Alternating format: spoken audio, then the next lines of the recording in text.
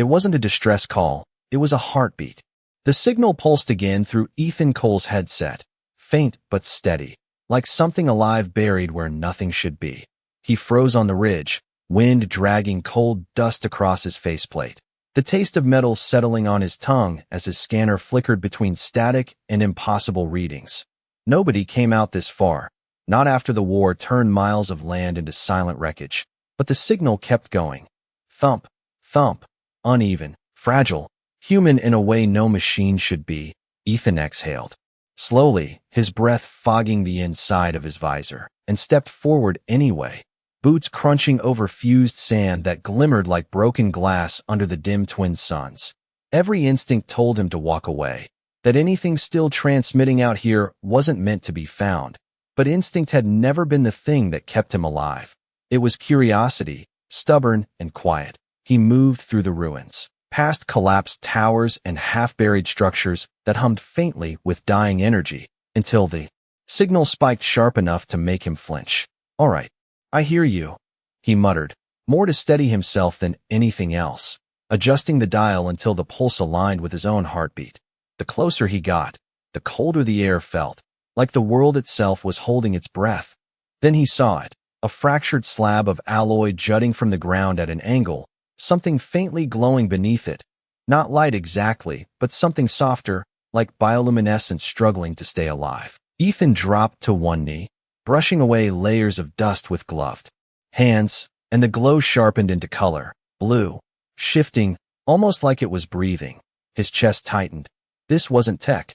This was something else. The signal spiked again, stronger now, sinking with the faint rise and fall beneath the debris. "You've got to be kidding me," he whispered, heart picking up pace. He reached for the slab, hesitated for just a second as a warning flickered across his suit display. Unknown life form, unstable readings, potential risk, and then ignored it completely. The metal groaned as he lifted, servos in his suit whining under the strain, dust spilling in slow cascades as the hidden shape came into view. For a moment, everything went still. She lay there, barely conscious, skin glowing a dim, iridescent blue, features unmistakably alien, yet strangely familiar in the way her brow tightened like she was fighting to stay present. Her eyes snapped open the second light hit them, sharp and luminous, locking onto his with a mix of defiance and something deeper, fear edged with disbelief. "Don't." Her voice was barely there, a breath carried on static, but it hit him harder than any warning system ever could. Ethan didn't move back. He didn't reach for a weapon. He just held the weight of the metal away from her and said, quieter than he expected, "Easy. I've got you."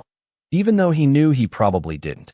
Her gaze searched his faceplate like she was trying to understand something impossible. And then, as her strength gave out and her glow dimmed another fraction, her head tilted just slightly toward him and her voice slipped out, fragile but certain.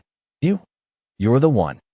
Ethan felt something shift in his chest, something heavier than fear, as the signal in his headset synced perfectly with his own heartbeat and refused to let go. The glow dimmed again, weaker now, like a candle struggling in a room with no air, and Ethan realized the signal in his headset was not just something he was receiving anymore. It was something fading.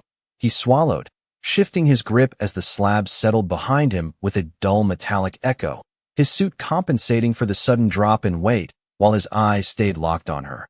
Up close, the details sharpened, the faint shimmer of her skin like liquid light, the subtle rise and fall of her chest barely measurable, and the cold that surrounded her, not the kind that came from wind or night, but something deeper, like her body was losing the energy it needed to exist. "Hey, stay with me," he said, the words instinctive, almost automatic, though he had no idea if she could understand him beyond whatever translation his system was trying to piece together.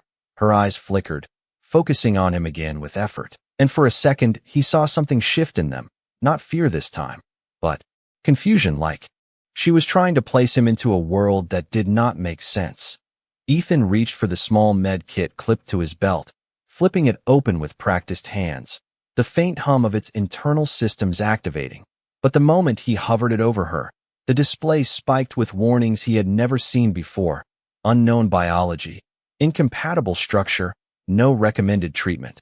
He exhaled slowly, a quiet curse slipping under his breath as he lowered the device. Of course, he muttered, glancing around the ruins as if the broken world might offer him a better answer.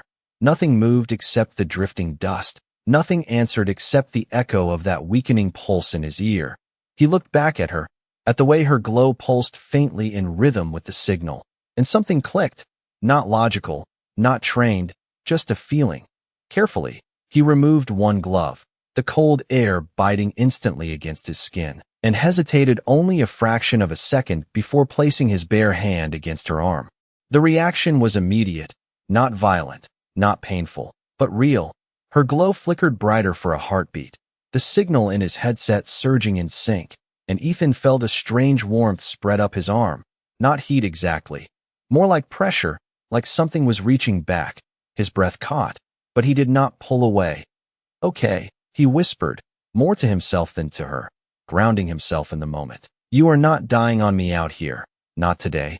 Her fingers twitched weakly beneath his hand, the first sign of movement since he had found her, and her gaze steadied just enough to meet his again. There was something different now, something less guarded, as if the space between them had shifted from enemy lines to something uncertain but shared. "Human," she said softly, the word uneven but clear enough, and Ethan felt a small, unexpected weight settle in his chest. He almost laughed, not because anything was funny, but because the absurdity of it all pressed in at once, him kneeling in the middle of a dead world, holding on to a stranger who should not exist, trying to keep her alive with nothing but instinct and stubbornness. "Yeah," he replied quietly, adjusting his grip as he prepared to lift her, careful not to break whatever fragile connection had formed. "That is me." The wind picked up again, carrying a low hum across the ruins that made his suit sensors flicker, and somewhere in the distance, something shifted in a way that did not belong to empty land. Ethan's jaw tightened as he glanced toward the horizon, then back at her, the decision already made before he could think it through. "We are getting out of here," he said, voice steady despite the rising tension, as he lifted her carefully into his arms, the faint glow against his chest the only warmth in a world that suddenly felt like it was waking up around them. The wind followed them like a warning, low and constant, dragging fine ash across the broken landscape as Ethan moved through the ruins with careful, measured steps, the weight in his arms lighter than he expected, yet impossibly heavy in what it meant. Her glow pressed faintly against his chest, each pulse weaker than the last, and the signal in his headset echoed it with a fragile rhythm that refused to let him forget how little time they had. "Stay with me," he murmured again, adjusting his hold as a jagged piece of collapsed structure forced him to step sideways, his boots slipping slightly on the smooth, fused surface beneath the dust. The world around them felt wrong now, not empty like before, but aware, as if something unseen had noticed the disturbance and was slowly turning its attention toward them. His suit confirmed it seconds later, a soft chime followed by a series of faint readings blooming across his display. Distant but moving, not fast, not aggressive, just closing in. Ethan tightened his jaw, pushing the information aside for now, focusing instead on the uneven rise of her breathing. "You picked a hell of a place to take a nap," he said quietly, the attempt at humor sounding thin even to his own ears. But her eyes flickered open at the sound, the faintest hint of awareness returning as she looked up at him. The confusion was still there, but now it was layered with something else, something searching, like she was trying to understand why he had not left her behind.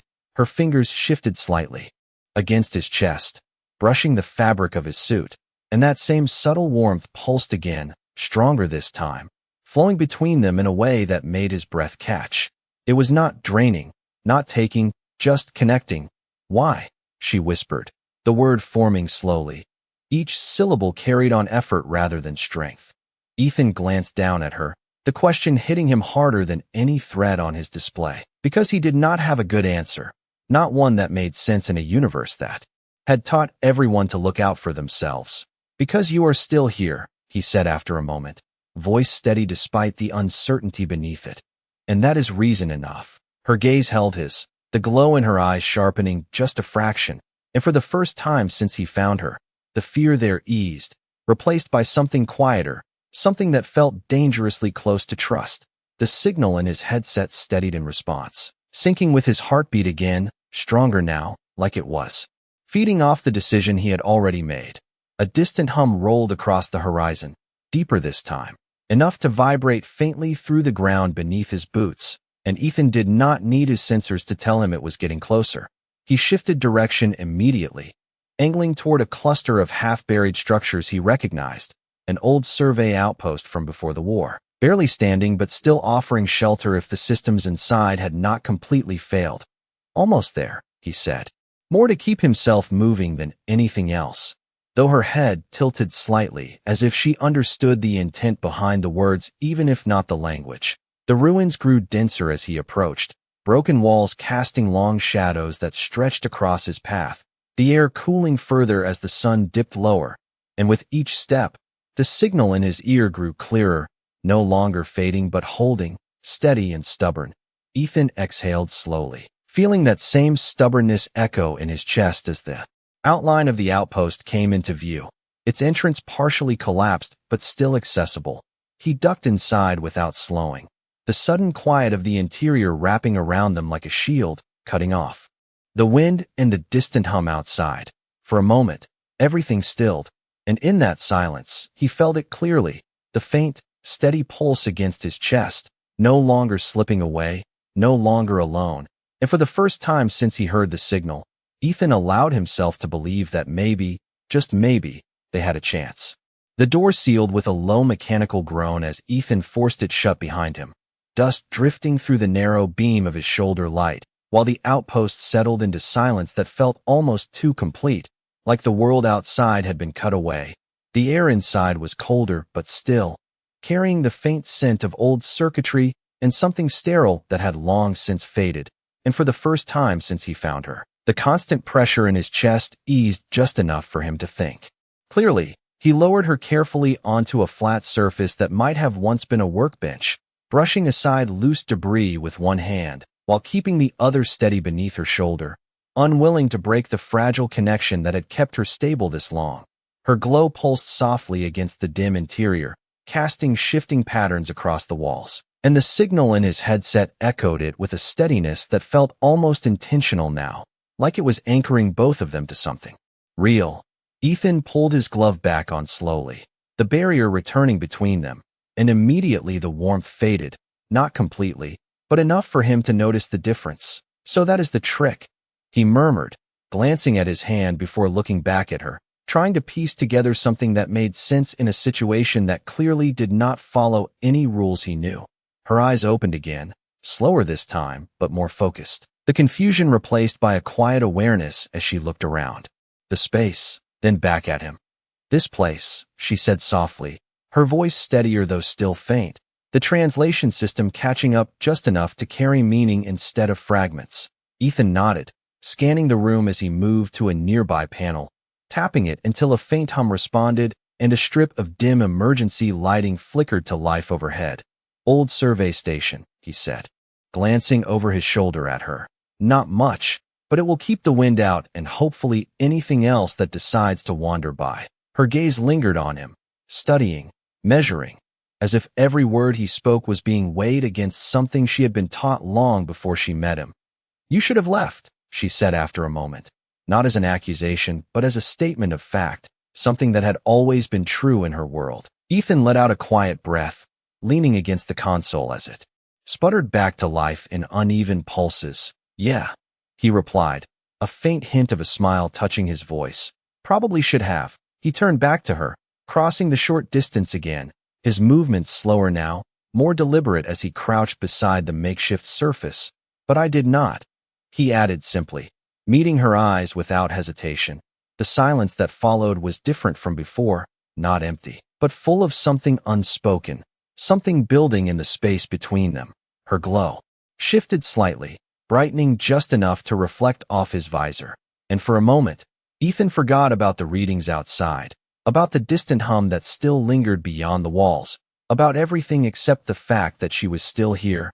Your energy, she said quietly, her gaze dropping briefly to his hands, then back to his face. It is compatible. The word sounded unfamiliar even as the system translated it. like it carried layers he could not fully grasp. Ethan frowned slightly, glancing at the med kit again before shaking his head. "All I know is you were fading out there, and now you are not," he said, keeping his tone steady even as questions piled up in his mind. "So we are going to keep it that way." Her expression shifted, something softer breaking through the guarded exterior she still held onto, and for the first time, she did not look at him like he was an unknown threat or a curiosity. She looked at him like he mattered. The lights above flickered again, stronger this time, casting the room in a steady, low glow, and outside, far beyond the reinforced walls, the faint hum grew just a little louder, just enough to remind Ethan that whatever had been drawn to that signal had not stopped searching. He straightened slowly, eyes moving toward the sealed door, then back to her, the decision already forming before the danger could fully arrive. "We are not done yet," he said quietly, more certain now than he had been since this started, as the steady pulse in his headset continued to match his own, refusing to let either of them fade into the silence. The hum outside did not fade this time. It deepened, low and distant, but steady enough to settle into the bones of the structure, and Ethan felt it more than heard it. A vibration that traveled through the floor beneath his boots and into his chest where it collided with the steady pulse in his headset.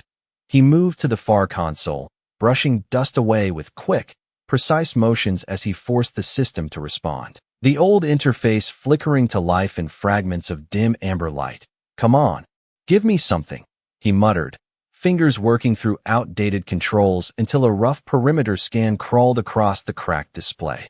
The results were not comforting, scattered readings tightening into a loose ring around the outpost, not closing fast, but not drifting away either.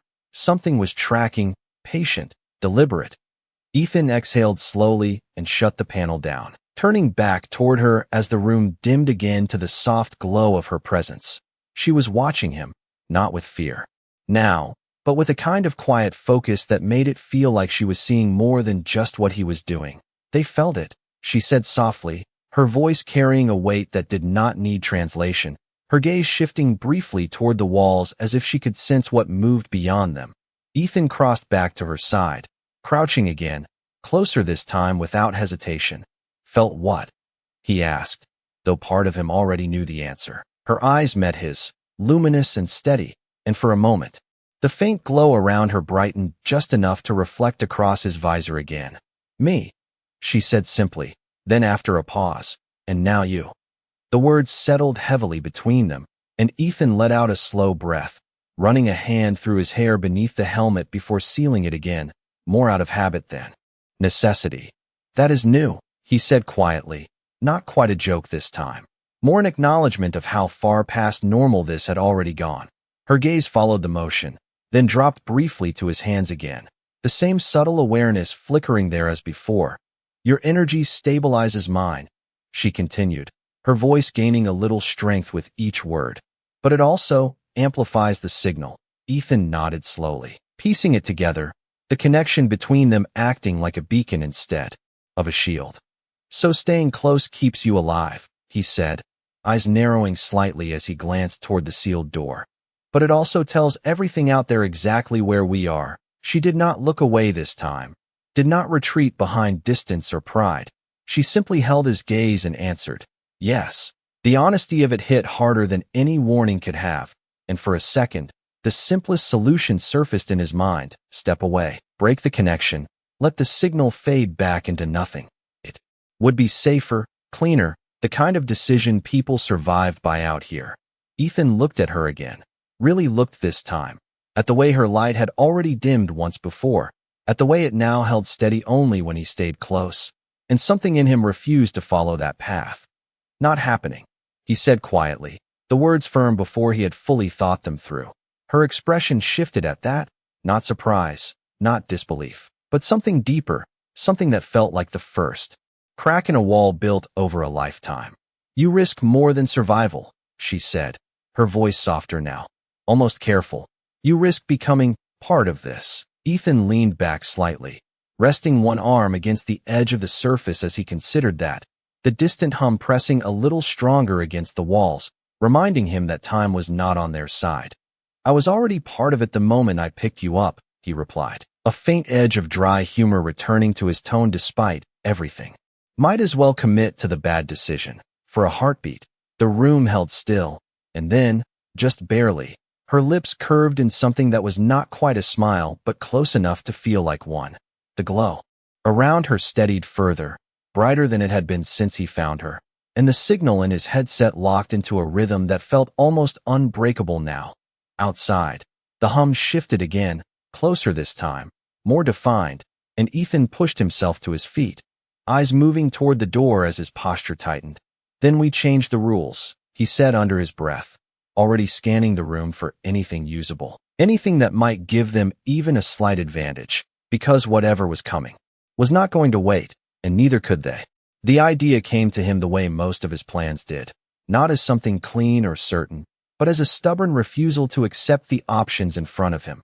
Ethan moved quickly now, scanning the outpost with sharper intent, pulling open rusted compartments and half-dead panels until he found what he needed: fragments of old survey equipment, signal relays, a cracked power cell that still hummed faintly when he tapped it. If it is a signal they are following, he said under his breath, more to organize his thoughts than to explain. Then we give them something else to follow. Behind him, her glow shifted, responding to the movement, the faint pulse in his headset tightening as if listening. You cannot mask it, she said quietly, her voice steadier now, though still soft.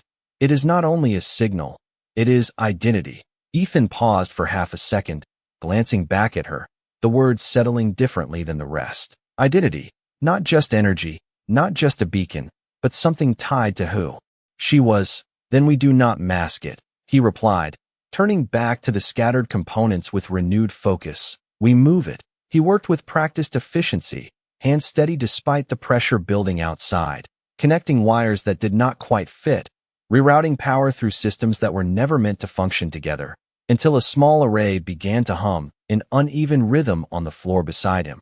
The hum outside answered, faintly shifting, like something reacting to a new direction. Ethan allowed himself a brief exhale.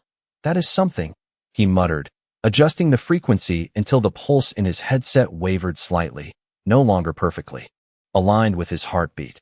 Behind him, she drew in a quiet breath, the glow around her flickering as if the change touched her directly.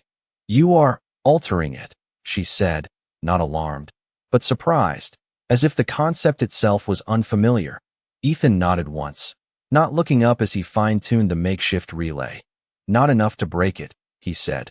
Just enough to make it look like we are somewhere else. The words felt fragile even as he spoke them, but the system responded, the faint readings on his display shifting outward, the cluster beyond the walls adjusting its slow approach toward a new point a few hundred yards away.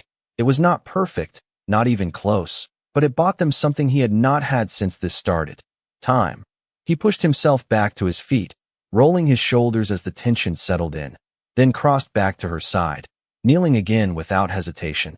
How long can you hold like this? He asked quietly, his tone more careful now, because the answer mattered in ways he could not afford to ignore. She met his gaze, and for a moment, there was no distance left in her expression, no guarded edge, only a quiet honesty that felt heavier than any threat outside. With you, she said slowly, choosing each word with precision, longer than I should be able to. Ethan let out a breath he did not realize he had been holding, something easing in his chest at the certainty in her voice, even if it came with its own set of questions. Good, he said simply, the word carrying more weight than it should, because it meant the plan might actually work. The outpost lights flickered again, steadier now, casting a soft glow that blended with hers until the room felt almost alive, a fragile pocket of warmth in a world that had none left to give. Outside, the hum shifted further, drifting toward the false signal, slower now, less focused, and Ethan allowed himself a small moment to believe they had bought enough space to breathe. He leaned back slightly, resting one arm against the edge of the surface, his other hand hovering near hers before he let it settle gently against her arm again, the connection sparking faintly between them, steady and calm. Her glow responded immediately, brightening just enough to push back the shadows, and her eyes held his with something that no longer felt like uncertainty. Human, she said softly, the word no longer distant or clinical, but something closer to a name. Ethan. He blinked once at that. A small, unexpected shift catching him off guard, then nodded faintly. Yeah, he replied, quieter now. That is me. For a moment, the world narrowed to that simple exchange, to the steady pulse they shared, to the fragile space they had carved out against everything waiting beyond the walls. And Ethan understood, not in words but in something deeper, that whatever came next, whatever was already moving through the ruins toward them, he was not walking away from this. Not anymore. The quiet did not last. It never did out here. And Ethan felt the shift before the sensors confirmed it, a subtle change in the air pressure, a faint distortion that made the dim lights flicker just a fraction too long between pulses. He lifted his head slightly, eyes narrowing behind his visor as the signal in his headset wavered, not weakening, but reacting. That is not the relay, he said under his breath, already turning toward the console as his fingers moved quickly across the cracked interface. The readings crawled back to life, slower this time, like the system itself was struggling to interpret what it was seeing, and then the pattern appeared, not scattered like before, but focused, converging on a point that was no longer where he had redirected them. It was here. Ethan exhaled slowly, a quiet tension settling into his shoulders as he shut the panel down again. They adjusted, he said, more to himself than to her, though he knew she already understood. Behind him, her glow dimmed just slightly, not from weakness, but from awareness, like she could feel the attention closing in. They learn, she replied softly, her voice carrying a calm that did not match the situation but somehow steadied it. They always do. Ethan let out a faint breath that might have been a laugh if there had been anything amusing about it. Good to know, he said, pushing himself away from the console as he scanned the room. Again, faster this time. More focused on exits than resources. The outpost suddenly felt smaller, the walls thinner, the fragile shelter they had created narrowing into something temporary at best. He moved back to her side, crouching again without hesitation, his hand finding her arm instinctively, the connection sparking back to life as her glow steadied under his touch. Can you move? He asked quietly, his tone direct now. No room left for uncertainty. Her eyes met his, searching for a moment before she shifted slightly, testing the strength that had returned. The movement was small, but it was real. Not far, she admitted, the honesty still there, unguarded. But I can try. Ethan nodded once, already adjusting his plan in his head, mapping routes through the ruins, distances measured in seconds instead of miles. We do not need far, he said, his voice low but firm. Just far enough. The hum outside deepened again. Closer now, pressing against the structure like a distant storm rolling in, and the faint vibration beneath his boots returned, stronger than before. He stood slowly, offering his hand without thinking, the gesture simple, almost human in a way that felt out of place in a world like this. For a second, she hesitated, her gaze dropping to his hand, as if the act itself carried more meaning than either of them could fully explain, and then she placed her fingers against his, the contact sending that same subtle warmth between them, steady and grounding. Ethan tightened his grip just enough to support her as she shifted upright, her balance uncertain but holding, her glow brightening slightly with the effort. Easy, he murmured, guiding her carefully, aware of every small adjustment she made, every fraction of strength she was borrowing from the connection between them. She leaned into it without resistance now, not out of weakness, but trust. And that realization hit him harder than anything else had so far. The lights flickered again, sharper this time, and a faint sound echoed through the corridor beyond the sealed door. Not loud, not violent, just present. Ethan's jaw tightened as he turned toward it, his free hand already reaching for the controls. Time to go, he said quietly, the words carrying a certainty that left no room for doubt. Her grip on his hand steadied, her glow holding strong despite the tension building around them. And as the door began to shift open with a slow, protesting hiss, the pulse in his headset locked perfectly with his own once more, no longer fragile, no longer fading, but alive in a way that made everything outside feel just a little less certain. The door opened just enough to let the cold rush in, a thin blade of air that carried dust, silence, and something else that made Ethan pause before stepping through. Not fear exactly, but awareness, like the world outside had shifted while they were inside. He tightened his grip on her hand, steadying her as she adjusted to standing, her weight light but present, her glow casting faint blue reflections across the fractured metal walls. "Stay close," he said quietly, not because she needed the instruction, but because saying it made the connection between them feel more real, more anchored against everything waiting beyond. She nodded once, a small, controlled movement, her gaze already scanning the broken corridor ahead with a focus that no longer felt fragile. "They are near," she said softly, not looking at him, her voice carrying that same calm certainty as before, as if distance meant something different to her than it did to him. Ethan stepped out into the open, the ground crunching beneath his boots as the ruins stretched out in long, jagged lines under the fading light, shadows pooling in the spaces between broken structures. The hum was clearer now, no longer distant, but not loud either, more like a presence pressing in from all directions, subtle and patient. His visor display flickered with incomplete readings, shapes that did not resolve into anything solid, only movement, patterns shifting at the edge of detection. "We keep moving," he said under his breath, guiding her forward, angling away from the outpost and deeper into the maze of collapsed architecture where visibility dropped and cover increased.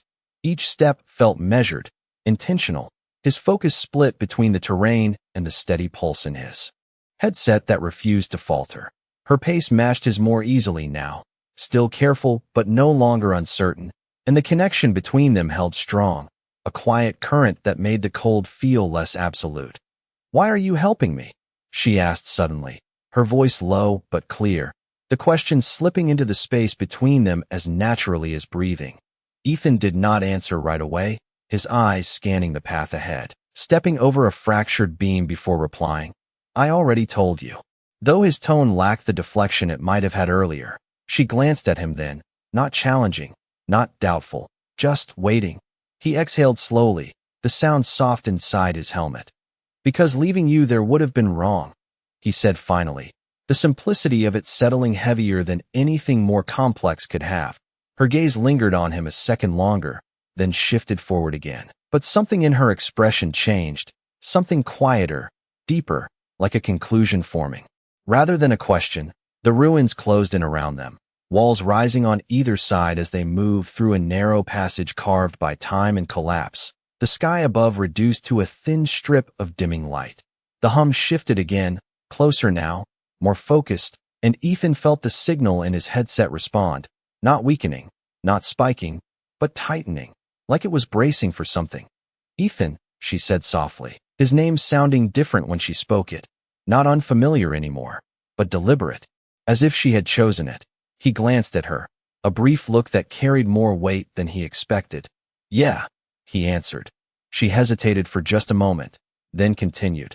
"If they find you, they will not see you as you see yourself." The words hung between them, heavier than the air, and Ethan understood enough to know what she meant, even if he did not fully understand the they. "I have never been big on introductions," he replied quietly, a faint edge of dry humor threading through the tension. "We will deal with that when it happens." Her lips moved slightly, not quite a smile, but close enough to feel like one again, and the glow around her steadied in response. The passage opened suddenly into a wider expanse of broken ground, the horizon stretching out ahead in jagged lines and fading light, and for a brief moment, it looked like they might actually have space, distance, a chance to disappear into the ruins. Then the hum changed, not louder, but sharper, focused, and the readings on Ethan's visor flared just enough to make his breath slow as shapes began to form where there had only been emptiness before, not close yet, but no longer uncertain. He stopped for half a second, tightening his grip on her hand, then moved again without hesitation, his voice low and steady. "We are not done running," he said, even as something in the way the signal pulsed between them made it clear that running might not be enough this time. The shapes did not rush them, and that was what made Ethan slow down instead of speed up, because anything that patient did not need to chase. He guided her behind a fractured wall that leaned at an angle, its surface still faintly warm from long-dead systems. And for a moment they stood there in the narrow shadow, The open expanse just beyond them stretching quiet and empty in a way that no longer felt natural. The signal in his headset shifted again, not louder, not weaker, but layered, like something was listening back. "They are not searching," she said softly, her voice barely above a breath, her gaze fixed on the distance where those faint outlines had started to form. "They are aligning." Ethan frowned slightly, the words settling uneasily in his mind as he glanced down at his display, the readings now moving in patterns that did not behave like tracking, but like positioning. "Aligning for what?" he asked. Though part of him already knew the answer would not be simple, she did not respond immediately, her attention still fixed outward, her glow dimming just slightly, as if conserving energy or preparing for contact, she said finally, and the word carried a weight that made the air between them feel heavier. Ethan let out a slow breath, shifting his stance as he looked past the broken wall, his eyes adjusting to the low light as the shapes became clearer, still distant, still indistinct, but undeniably there. "That sounds lot more official than I would like," he murmured, though his tone remained steady, grounded in the same stubborn calm that had carried him this far. Her gaze flickered toward him briefly, something unreadable passing through her expression before she looked back out again. "You do not understand what you have done," she said quietly, not as a warning, but as a statement of fact. Ethan leaned his shoulder lightly against the wall, keeping his grip on her hand firm but not tense, the connection between them steady, constant. "Then explain it to me," he replied, his voice low but direct, because guessing was no longer enough. She hesitated, just for a second, as if choosing which truth mattered most, and when she spoke again, her voice was softer but clearer than it had been since he found her.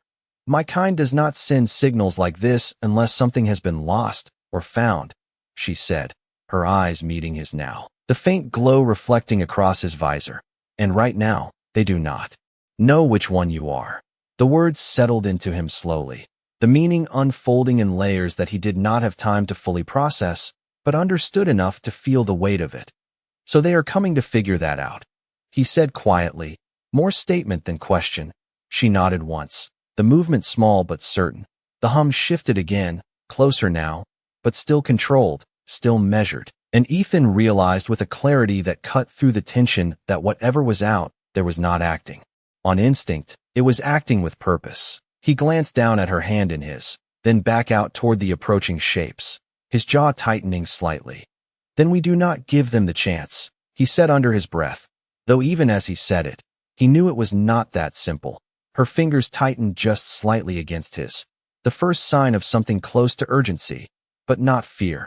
"Ethan," she said, his name carrying more weight now than before. "If you run, they will follow. If you hide, they will find you. The signal, it is not something you can escape anymore." He was quiet for a moment, the reality of that settling in, pressing against every instinct he had built his life on, every rule. That said, survival meant staying unseen, staying small, but the pulse in his headset remained steady, strong, matching his own heartbeat without faltering, and the warmth where their hands met did not weaken, did not fade. Ethan exhaled slowly, the sound almost lost in the low hum of the world around them, and when he spoke again, his voice was calm in a way that surprised even him. "Then maybe running is not the move," he said, his eyes lifting toward the horizon where the shapes were no longer just outlines, but presence. Her gaze followed his, the faint glow around her brightening just a fraction as if responding to the shift in him. "What are you suggesting?" she asked quietly. Ethan did not look at her this time, his focus fixed outward, his posture steadying in a way that felt different from before, less reactive, more decided. "If they are coming to find something," he said, the words slow but certain, "then we let them find it on our terms." The signal in his headset pulsed once, strong and clear, as if answering. And for the first time since this began, Ethan did not feel like he was being chased. He felt like he was about to be seen. The decision settled into Ethan like a second heartbeat, steady and unshakable. And for the first time since the signal found him, he stopped moving. The ruins stretched out ahead, jagged and silent under the fading light. But now he stepped forward into the open instead of away from it, guiding her with him until there was no cover left, no shadows to hide in. Only the wide expanse of fractured ground and the distant shapes that were no longer distant. The hum shifted immediately, tightening, focusing, as if the world itself had noticed the change. "Ethan," she said softly, her voice carrying a note of uncertainty that had not been there before, not fear, but something close to it. "This is not how your kind survives." He let out a slow breath, his eyes fixed on the horizon as the outlines sharpened, forms resolving into figures that moved with purpose, not rushing, not hesitating, simply arriving. "Maybe that is the problem," he replied quietly, the words more thoughtful than defiant. "We spend too much time trying to survive and not enough time deciding what is worth it." The connection between them pulsed stronger, her glow responding to the shift in him, brighter now than it had been since he pulled her from the ruins, the blue light spreading softly across the broken ground at their feet. The signal in his headset aligned perfectly with his heartbeat again. No interference, no distortion, just clarity. He loosened his grip on her hand slightly, not letting go, but no longer holding on out of urgency now. It felt like a choice, a shared anchor rather than a lifeline. The figures ahead slowed as they approached, stopping at a distance that felt deliberate, not cautious, but respectful, like a boundary neither side had agreed to but both understood. Ethan stood still, shoulders relaxed but steady, his posture open in a way that would have felt reckless hours ago, but now felt right. Beside him, she shifted slightly, her stance more stable than before, her presence no longer fragile, her glow steady and strong, reflecting something that had not been there when he first found her. "They will see you," she said quietly, her gaze fixed forward. "Not as you see yourself, but as part of me." Ethan glanced at her briefly, the weight of that statement settling in without resistance. "Then they are going to have to adjust," he said, his tone calm, almost matter-of-fact. The air between them and the approaching figures seemed to tighten, not with tension, but with something deeper, something expectant. The hum faded into a low, constant presence as the leading shape stepped closer, still indistinct but undeniably aware, its movement smooth, controlled, as if guided by more than sight alone. Ethan did not reach for anything, did not step back. He simply stood there, his attention fixed forward, his breathing even, the steady pulse in his chest echoing in his headset like a signal that refused to hide. He felt her shift beside him, her hand tightening slightly in his, and then something changed, subtle but unmistakable. The connection between them deepened, not just warmth now, but clarity, like their presence had synchronized into something new, something neither fully human nor fully alien, but shared. The figures ahead reacted, not with sudden movement, but with stillness, as if recalibrating, as if what they were seeing did not fit into whatever they had expected to find. Ethan felt a faint pressure build in the air, not physical, but perceptual, like being observed from every angle at once. And for a brief moment, the instinct to step back surfaced again, sharp and familiar. He ignored it. "We are right here," he said quietly, not raising his voice, not needing to. Because something told him they would hear it anyway, not as sound, but as intent. The glow beside him brightened in response, her presence no longer fading, no longer uncertain. And as the distance between them and the approaching figures closed just a little more, Ethan understood something he had not expected, that this moment was not about escape, not about survival. It was about being seen for exactly what he had chosen to be, and not stepping away from it. The stillness stretched longer than Ethan expected, not empty, but deliberate, like a held breath shared between two sides waiting to understand what the other would do next. The figures ahead did not advance further, but they did not retreat either, their presence steady and undeniable, their forms now clearer against the dim horizon, tall, composed, and unmistakably aware. The pressure in the air shifted again, no longer probing, but focusing, as if something unseen had turned its full attention directly onto him. Ethan felt it settle across his shoulders, not weight, but awareness, and for a brief moment, the instinct to lower his gaze surfaced, the same instinct every human learned when facing something greater, something unknown. He did not. Beside him, her glow pulsed once, stronger, and he felt the connection between them deepen again, not as a lifeline this time, but as something shared, something chosen. "They are listening," she said softly, her voice carrying no fear. Now, only certainty. Ethan nodded once, his breathing steady, his posture unchanged. Then let them. He replied quietly, his voice calm but grounded, the words carrying more than sound, carrying intent. The hum around them shifted subtly, responding, and one of the figures ahead moved, not stepping forward in the way he expected, but adjusting, aligning itself with the others in a formation that felt less like a threat and more like recognition. Ethan narrowed his eyes slightly, the movement small behind his visor, as his display flickered with new readings, not warnings this time, but patterns, structured and precise, as if something was mapping him, not physically, but conceptually.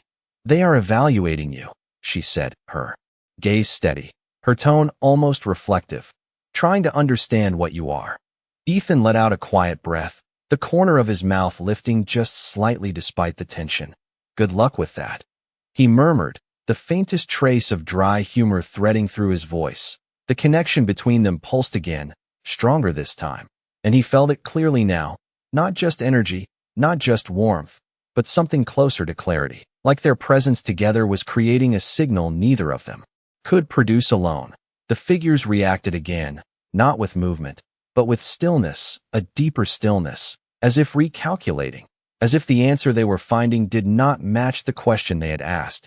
Ethan shifted his stance just slightly, not stepping back, not stepping forward, simply grounding himself. And then, without breaking his focus, he did something that surprised even him. He released her hand. The connection did not break. It changed. The warmth remained. The pulse remained. But now it felt less like a tether and more like something internal, something that did not require contact to exist. Beside him, her glow did not dim. It steadied, stronger than before, and her gaze turned toward him for just a fraction of a second, a silent acknowledgement passing between them. Ethan lifted his chin slightly, his voice low but clear as he spoke into the open space between them and the approaching figures. I am not your signal, he said, the words simple, but firm, and I am not your threat. The air responded, not with sound, but with a subtle shift that moved through the space like a ripple, and for the first time, Ethan felt something come back, not words, not language, but intent, layered and complex, touching the edges of his perception in a way that felt almost like understanding. The figures ahead adjusted again, their formation loosening slightly, the rigid alignment softening into something more fluid, more open. She stepped half a pace closer to him, not out of need, but choice, her voice quiet as she spoke again. They are changing their assessment. Ethan exhaled slowly, the tension in his shoulders easing just enough to notice, though he did not let his guard drop entirely. Good, he said quietly, his eyes still fixed forward, because I am not changing mine. The pulse in his chest remained steady, strong, no longer fragile, no longer uncertain. And as the distance between them and the figures held, not closing, not widening, Ethan understood that this was no longer a moment of survival. It was a moment of definition, and whatever happened next would not be decided by what they were, but by what they chose to be. The change did not come as a sound or a movement, but as a shift in understanding, like a door opening somewhere just beyond perception, and Ethan felt it before he could explain it, a quiet alignment between what stood before him and what stood beside him. The figures ahead no longer held their rigid formation, their presence softening into something less defined by position and more by intent, as if the need to approach had been replaced by the need to understand. The pressure in the air eased, not disappearing, but transforming, becoming something that felt less like observation and more like communication. Ethan remained still, his posture steady, his breathing even, as the signal in his chest continued its unwavering rhythm.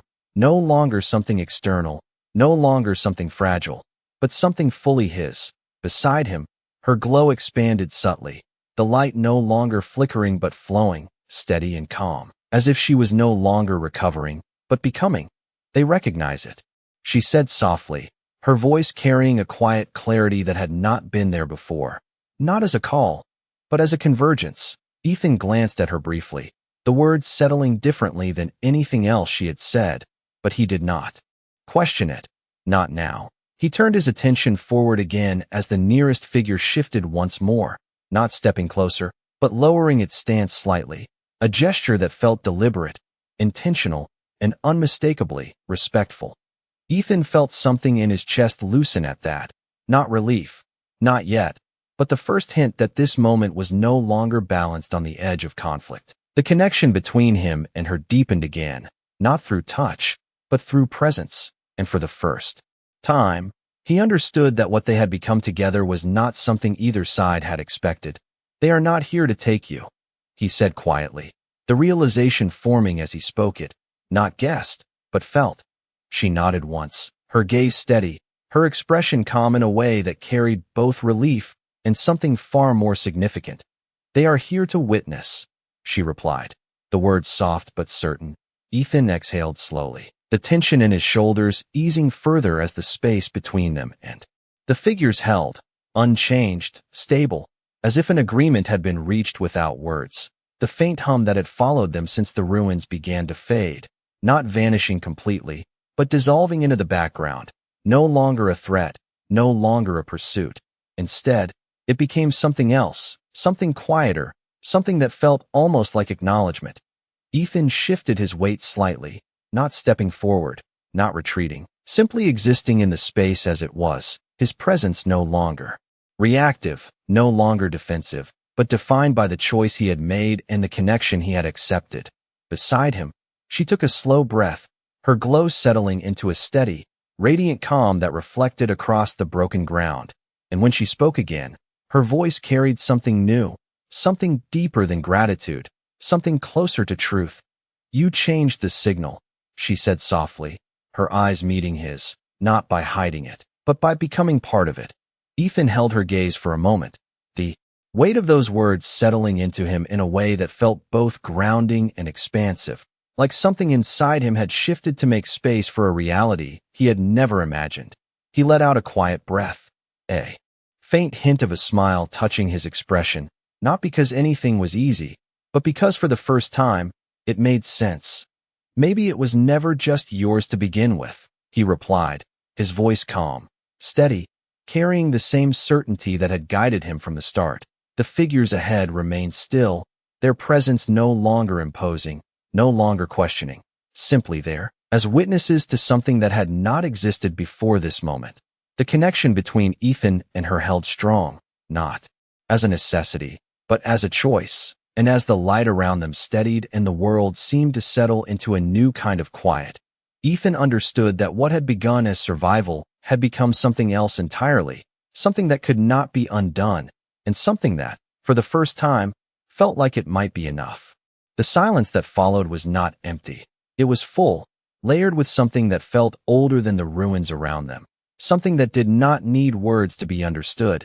Ethan stood where he was, the ground steady beneath his boots, the fading light stretching across the broken landscape, as if the world itself had decided to pause and witness what came next. The figures ahead did not move closer, but they did not need to. Their presence no longer measured in distance, but in awareness, in the quiet acknowledgement that had replaced everything else. Beside him, her glow remained steady, no longer fragile, no longer fighting to exist, but calm, radiant, like a star that had found its balance again.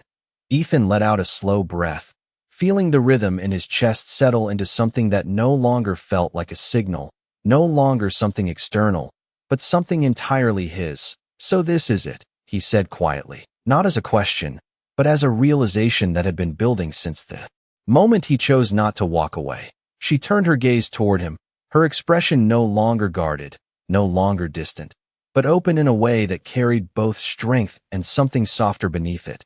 "This is not an end," she said gently, her voice carrying a clarity that felt almost weightless. "It is a beginning." Ethan glanced back out toward the figures, then up at the dim sky above, where the last traces of light were fading into a deeper stillness, and for a moment, he allowed himself to feel it fully, the shift from survival to something else, something that did not rely on fear or instinct, but on choice. The connection between them remained, not as a necessity, but as something they both carried now, something that did not need to be held to exist. "You are not going back with them," he said after a moment. his tone calm but certain, not because he doubted her, but because the question mattered. She followed his gaze outward, the faintest hint of a smile touching her expression, not bright, not obvious, but real. Not as I was, she replied softly, the words carrying more meaning than their simplicity suggested. Ethan nodded once, understanding enough without needing the rest explained, because whatever she had been before, whatever those figures had come to find, it was no longer separate from what stood here now. The hum that had once followed them had faded into nothing, replaced by a quiet that did not feel empty, but complete, as if the world had accepted the change and moved on without resistance.